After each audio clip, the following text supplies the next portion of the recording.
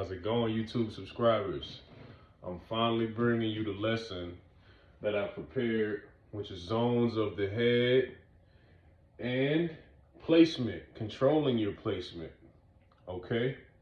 Now, you may not be familiar. I may have created this term, but this is a way I reference how to control placement in fades and your tapers, and how you spread out your haircuts, and how you stretch out your graduations in your haircuts. Okay, so here I have a demonstration of a man where I drew 3 lines. I drew actually 1, 2, 3, 4 zones of his head. Okay, so as we covered last time, at the bottom of the head is the occipital bone. Over here, near the ears, this is the temple area. Above the temple area, this is the parietal ridge, where the head begins to round itself off, okay, around the sides of the head. And the top, crown, or the apex of the head, okay? So what I have created to show you is a comb I shaded over here in blue. And if you take a very close look at this comb, you can see that the comb bends, right? This taper comb can bend to the contour of the head, showing you that the head is not a flat surface that we're cutting on. And now that we understand that the head is not a flat surface, we can expand on why we have these zones. Okay? Now, many of you like to start your fades at the bottom. Okay? I have no issue with that. There's many different ways. You can start at the bottom, you can start in the middle, you can start in the top. Okay? But what I like to do up here in this, let's say we were doing a low skin fade and the guy comes in with heavy bulk, right? He's been growing his hair maybe about 3 months, right? Right here, between the temple and the parietal, is usually where most of the bulk is, okay? And so what I like to do is, I like to, let's say this is a 4, this guard right here, 4 guard. I like to start from a big guard, 3, 4. Usually, if you've been cutting hair for a long time, you can eyeball it, okay? I call this the demolition work, right? Now, say when you're trying to build a house, right? What do you have to do first? You got to start a good foundation, right?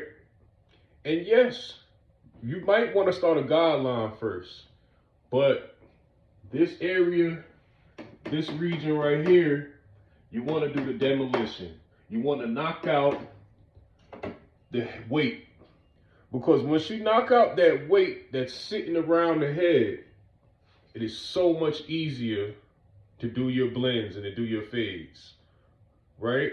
Because you don't have a lot of weight sitting above where you're trying to create your transition from either a 0 or 1 into the 3 region.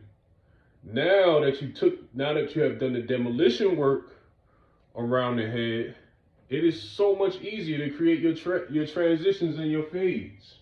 Okay? So could be for beginners, or this could be for intermediate barbers or advanced barbers. Debulking first is great. Okay?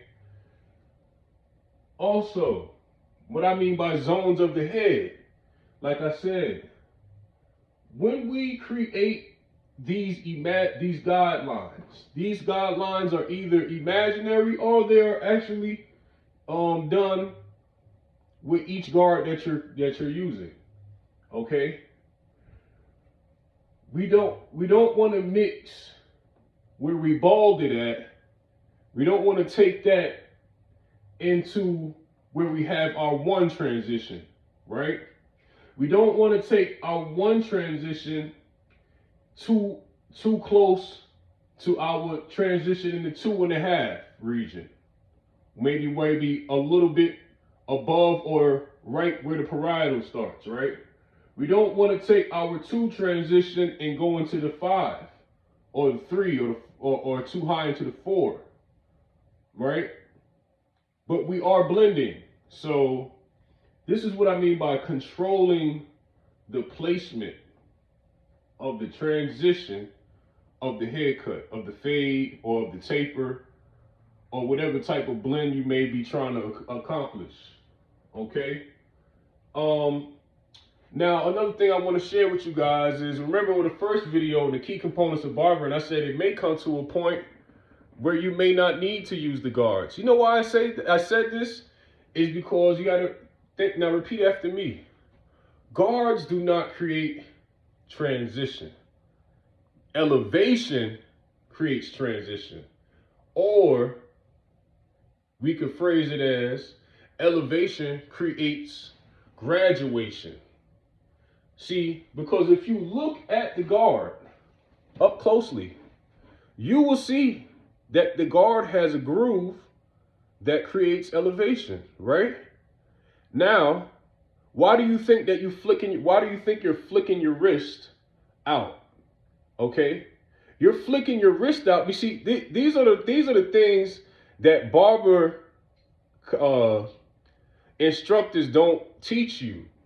They don't teach you the root of what you're doing. And this is why you get lost when you come in the barber shop. You're flicking your wrist up and out to create elevation, right?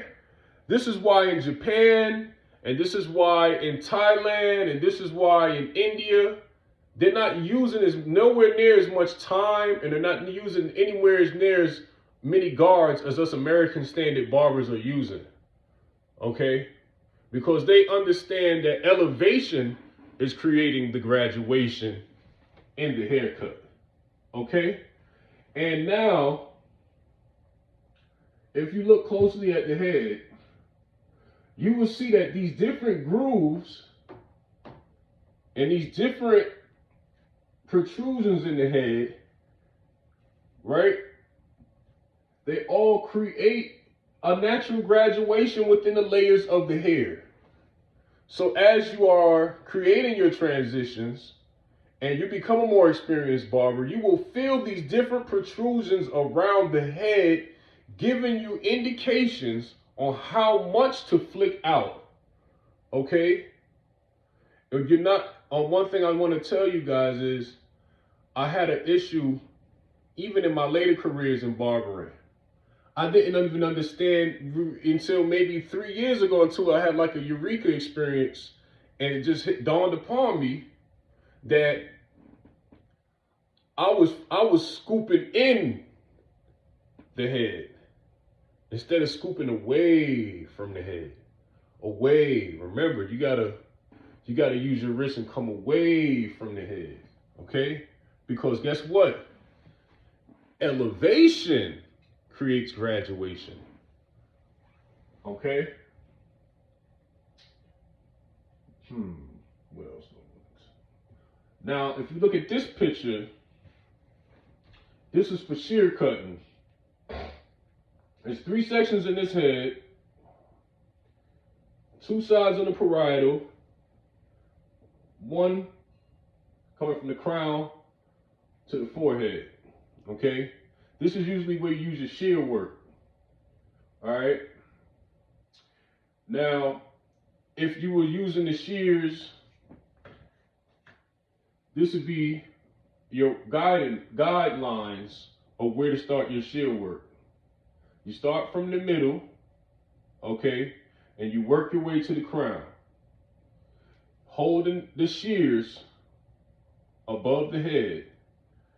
And each time you create a section, you would follow it from the middle of the head to the back.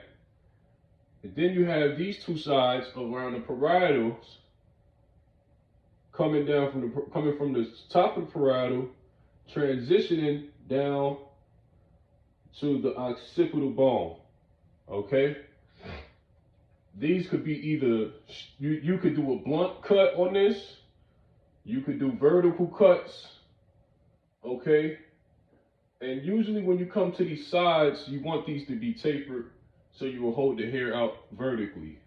And when I get a mannequin, I will be able to demonstrate that to you better. All right? Now remember, you start your fade with the 0. Somebody says, hey, I want a low skin fade. Okay? 0 is going to stay in this area right here, in this zone. Okay? 1 is going to stay in this zone from above the temple above to just above the occipital bone. 2 is going to stay in this zone from the beginning of the parietal just above the occipital bone. Okay? 3 is going to stay in this zone above the parietal, a little bit above the parietal, still in that same region. 3, 4, 5 going to be above that.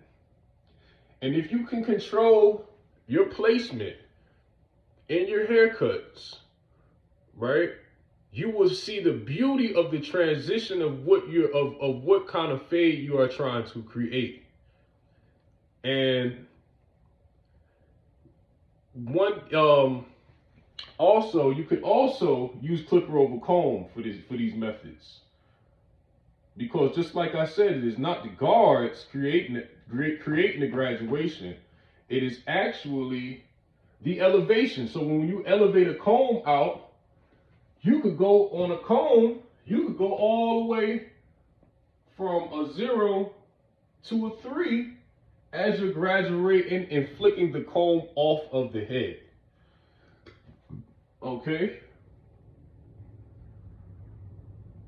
And just like I said, remember, that's why these grooves that you see hanging off of the guard are there. They're there for you to create a graduated, tapered look. Okay? A lot of our fades are looking two-dimensional because we are not creating enough elevation to create the contour and the contrast in our blends. And this is all I have for this lesson.